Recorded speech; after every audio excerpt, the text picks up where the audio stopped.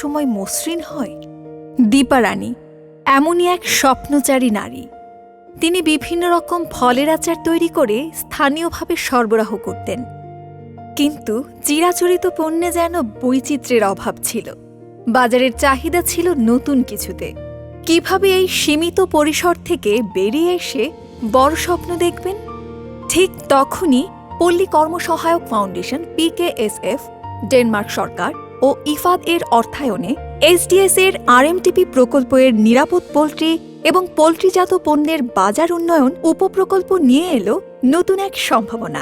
তাদের পরামর্শ ও সহযোগিতায় দীপা রানী খুঁজে পেলেন এক অভিনব ধারণা। চিকেন আচার বা মুরগির মাংসের আচার তৈরি করলেন। পোল্ট্রিজাত পণ্যের বাজারে এটি ছিল এক নতুনত্ব। পোল্ট্রি মাংসকে হালাল পদ্ধতিতে প্রক্রিয়াজাত করে তৈরি হলো সুস্বাদু এই আচার, যা দ্রুতই সবার নজর কাড়তে শুরু করল।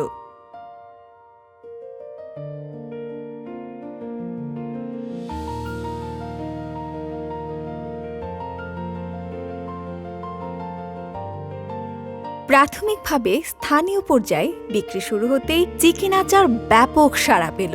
দীপা রানীর ক্ষুদ্র এই উদ্যোগ এনে দিল এক নতুন মাত্রা, বাড়ল ব্যবসার পরিধি।